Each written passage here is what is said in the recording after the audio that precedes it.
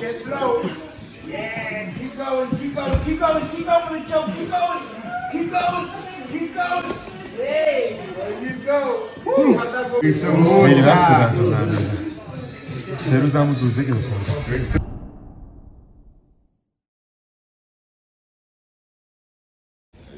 ما اومدیم اینجا کافی بخوریم با علی آقا شایان هم مهمون ما هستن. امروز از کنار یک باشگاه جوجیتسو رد شدیم، تصمیم گرفتیم بریم جوجیتسو کار کنیم. ساعت هم بودن 1:30، اونجا باید 2:30 بریم. واسه همین بیرون هم بودیم، هیچی هم نخورده بودیم تا الان.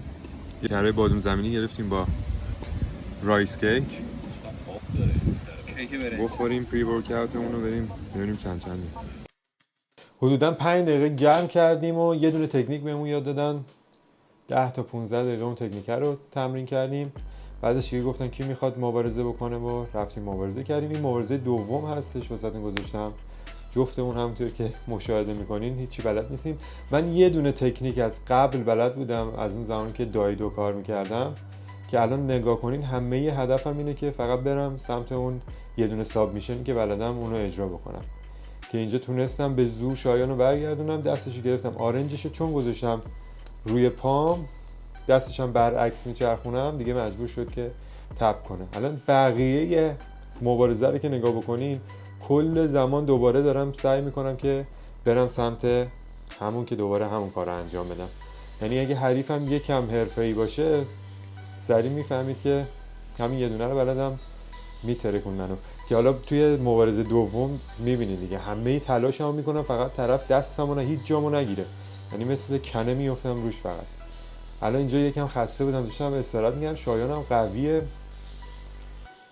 ولی خب خیالم راحت بود که هیچی بلد نیست، نهایتا همین کارو میخواد بکنه دیگه، مثل خودم بود. جفتمون مبتدی، جلسه اول دیگه. اینجا دوباره میخوام سعی کنم که برش گردونم که دوباره همون کارو تکرار بکنم، یعنی در همین قدر مبتدی.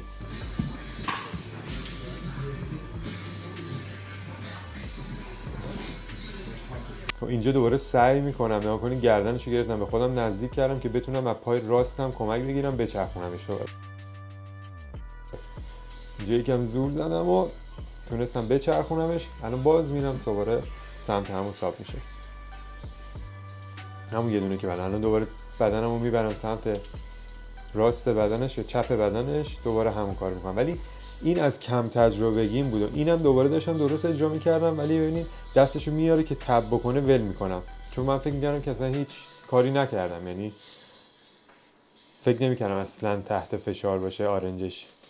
احساس میکنم دارم اشتباه میزنم، ولی اگه دقت بکنین هی دستشو میاره که تب بکنه روی کمرم ولی من ول میکنم دیگه، سریع تسلیم میشم. مثل گونی برنج چرخوند منو راحت. مربی هم همش میگه که این تکنیکو ما اصلا توی جوجیتسو استفاده نمی‌کنیم. میگه این اشتباهه به خاطر اینکه راحت میتونن بچرخونن. خیلی ورزش باحالیه، یعنی هر چقدر تمرین بکنین، هر تمرین بکنین کالیستنیکس بدنسازی واقعا هیچی رزمی نمیشه. دستامو بعد تمرین باز و بسته نمیتونستم بکنم، پنجه‌هامو انقدر یعنی خسته شده بودم.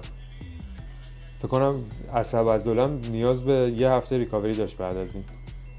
ببینی الان اینجا دوباره مربی میگه باز همون کارو کردی، راحت چرخونده. میگه اصلا ما اینو استفاده نمی‌کنیم.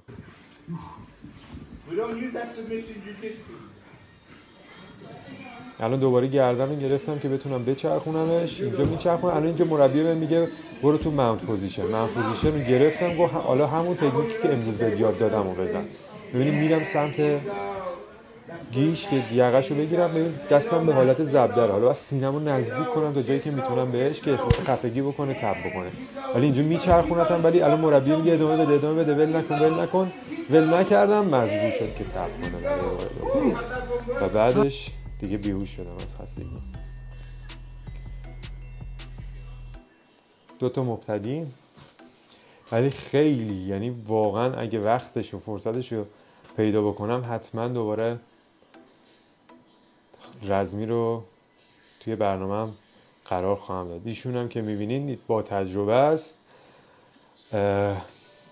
ببینید بیشتر این ورزش تکنیکه، یعنی نه اینکه زور داشته باشی نتونی ازش استفاده بکنی، اگه زور داشته باشی، زور زیاد باشه و تکنیک داشته باشی، راحت میتونی توش خیلی خوب بشی.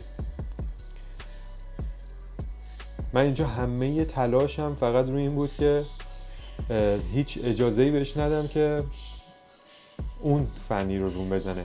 و اگرم دقت بکنید دوباره دستم زیر گردنشه، همون یه دونه تکنیکی که بلدم و میخوام برم اجرا بکنم. ولی حریفم هم خیلی قوی بود و از اون برم میترسیدم که مثلا ببین همینجا دارم اشتباه میکنم، رفت پشتم. یعنی اینجا رو اگه بر نمیگشتم دستراسش رو ببینیم با چه همه زورم رو گذاشتم فقط دستراسش رو در نیاره. ببین داره با دست چپش رو با دستراسش الان داره منو میکشه. من الان دوباره پامو میبینیم برگردوندم که نتونه روم هیچ فنی رو اجرا بکنه. پامم گذاشتم پشتش، دوباره تونستم بگیرمش، فقط مهارش کنم که اون کاری نکنه. من که کاری نمیتونستم بکنم، یعنی هیچ کاری نمیتونستم. اینجا می‌خواستم با زانون دستشو بگیرم که دوباره بیارمش بندازم دستشو رو زانون که بتونم ازش ساب میشه بگیرم. ببین گردن رو ول نکردم، کل این 4-5 دقیقه‌ای که مبارزه کردیم گردنش، دستم زیر گردنشه. با پامم هی میچرخم که سعی کنم نذارم اون کاری بکنه. در اصل گردن هنوز دستمه ولی پاشو قلاب کرده بود. حالا اینجا مشخص نیست، فشارم می آورد، منم از این ور فشار می آوردم. یعنی الان فکر می‌کنین هیچ کاری نمی‌کنیم ولی جفتمون داریم تا جایی که میتونیم زور میزنیم.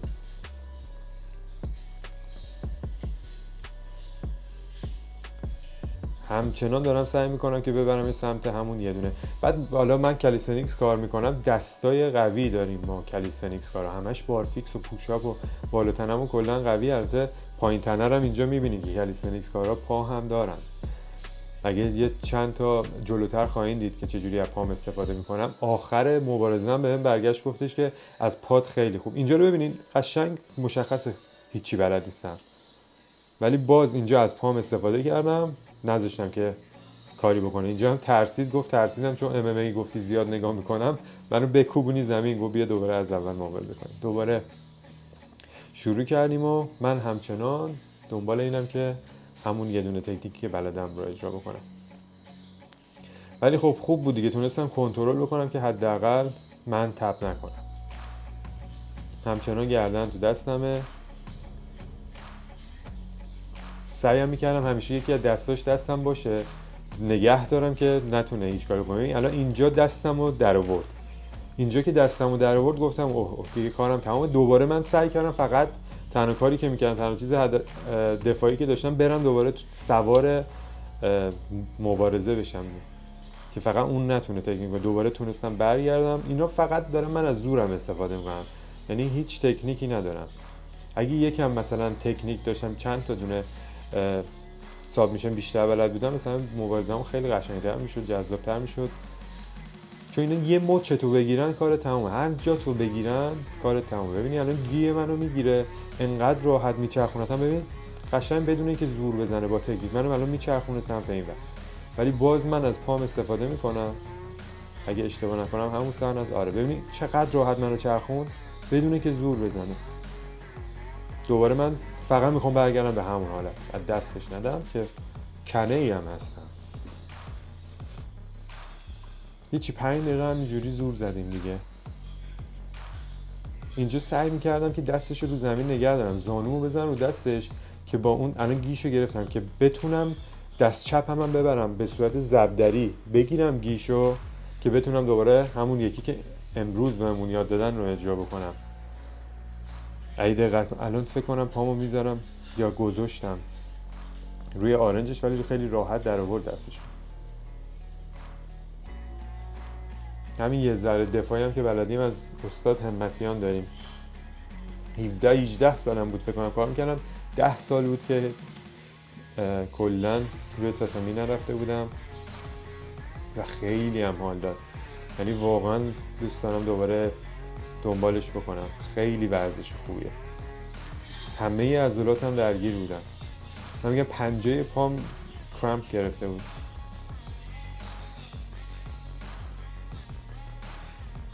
و اینجا هم دیگه دست دادیم و مبارزه رو تمومش کردیم. این مبارزه اول بود. مبارزه دوم که با آقا شایان چغر بدهیکل بود که اول گذاشتم. بعد از فکر کنم 8 سال دوباره برگشتیم به تاتمی. خسته شدم و یعنی یه جوری جونم در اومد.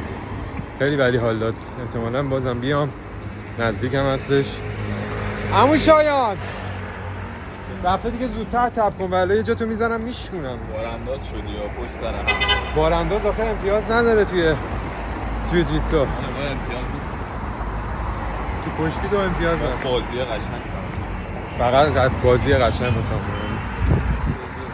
خلاصه اینم از ویدیو امروز میگم که کامپاین آقا جواد زده. آقا جواد یه دست اینجا تکون میدی؟